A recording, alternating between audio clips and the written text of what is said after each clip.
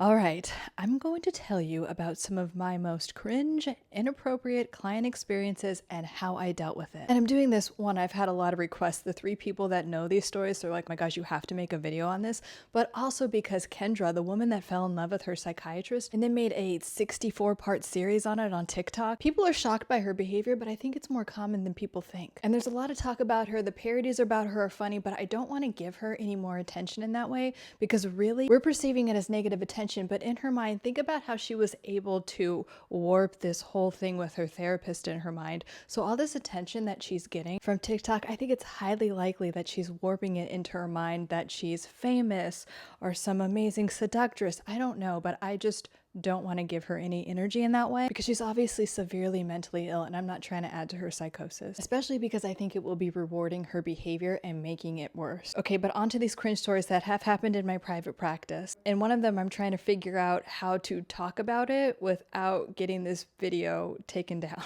I swear, if you're a screenwriter and you need content, call me. I have so many stories. So this first incident, this guy finds me on LinkedIn and he's like, hey, I need coaching for myself and then for my team. And I'm like, great, I do executive coaching. And he's like, okay, why don't we just start with me and like see how it goes. And then if I like you, I'll introduce you to my team and you could do more work. Fine, that's very normal, fine. And this is us just writing back and forth. But then I set up a Zoom call like I always do just to make sure we're a good fit and go over like what I do in my private practice. And I am getting creepy vibes. He wants something from me and it's not therapy. And I basically say that to him in a more polite and professional way. One, I ask how he found me and he's like, just through searching on LinkedIn. Then I ask him specifically what he wants out of coaching, which he can't answer. And then I basically said, well, why don't you figure it out because I'm not sure you want coaching. I'm really trying to be professional at this point. And then over the course of 2 weeks, he's really insistent that he wants coaching from me. And I'm thinking, this is going to be a waste of time. I don't like when people waste my time. And I think all he wants to do is really ask me out on a date, but doesn't know how and is trying to do this weird Tony Soprano Billions thing. If you haven't watched those shows, in both of those shows, the guy like falls in love with his therapist and stuff happens. That is not happening in this case. Anyway, fine. I asked him to pay for 12 weeks up front because I just intuitively knew he was wasting my time. He paid for that without a problem. And then when I started coaching him, it was just like this long, like he would just like look at me like all creepy.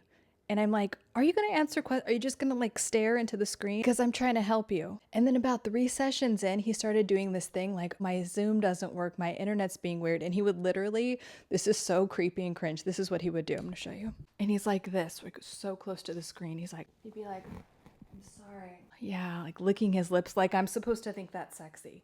I don't know, there's something wrong with my Zoom. And then he'd get up and then be like, yeah, like showing me I cannot.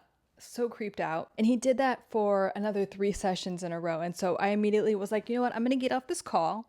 You figure out what's wrong with your internet and then we'll resume. But this is my time. So, you know, you're wasting this session doing this. Like, please, dude, you've been on calls all day and all of a sudden your Zoom isn't working now that we're on a call and you're getting all close to the thing and licking your lips. But every time you do that, I would just shut down the call. And then about 7 weeks in, he goes, I'm going to be in LA. I lived in LA at the time. Maybe we should meet up for, nope, sir. We are not doing that at all. Then I texted him and I'm like, look, I don't think you ever wanted coaching from me. I gave you many opportunities to admit that basically. So I am terminating services with you, sir. And he didn't have any severe mental issues going on, so that was easy. It just gave me the ick, but it was a good lesson. The second time was this guy, and this was tricky because it was a referral from a friend that I love so much and would do anything for, and he was worried about his friend.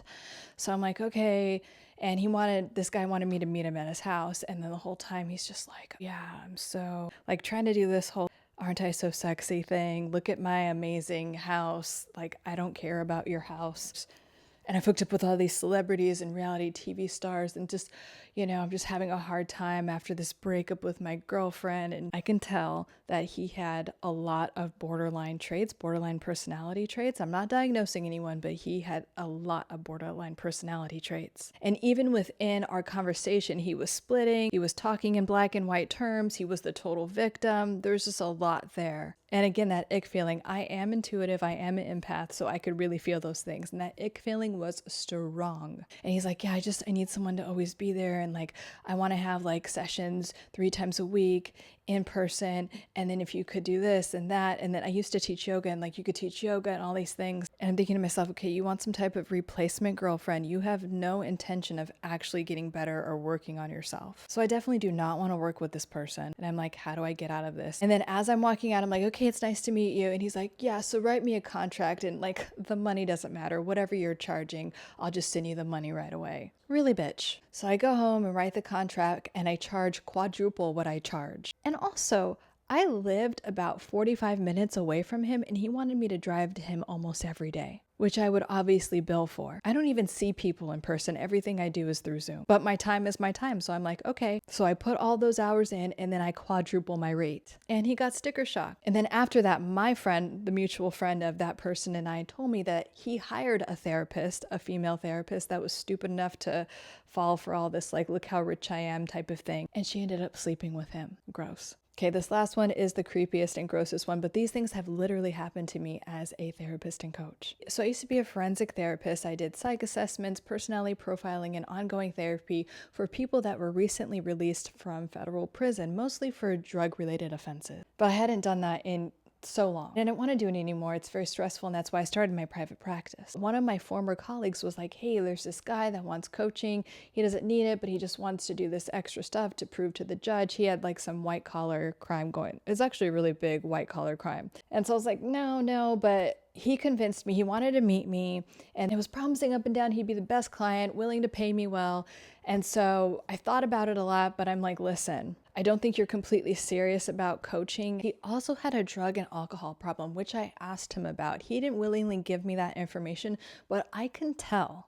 I'm telling you, I'm very intuitive. I'm an empath, and I could just tell. But he's like, no, I'm clean and sober. I'm focused on my kids. And I'm like, you're going to relapse, and I don't want that on my watch. And I asked him specific questions, including, are you in a program? No. And he swore up and down he wasn't. But I'm telling you, I knew what was going to happen. I knew he was going to relapse. But he was like, hey, I want this coaching. I know I'm going to do great. And then it's just another thing I could tell the judge about. Finally, I'm like, fine. But in that coaching contract for him, I put in all these addendums. If this happens, if a relapse happens, like, everything is terminated. You're paying me up front, but I'm terminating anything anyway if anything happens. Giving him every incentive to do well, but also because this was high risk for me. And things went well for about 4 weeks. But then, and this is part of the backstory, when he was in prison, his wife started banging the gardener. Yes. And now currently, the now ex-wife is pregnant with the gardener's baby. And I kept trying to get him to process that with me. And he kept saying he was fine. And I knew that this could be the thing that was going to lead to the relapse. Anyway, during this time, one night at around 3:30 a.m., I spring out of bed, which is not like me. I sleep through the night, but intuitively, I know something's wrong. And I'm like, what's wrong?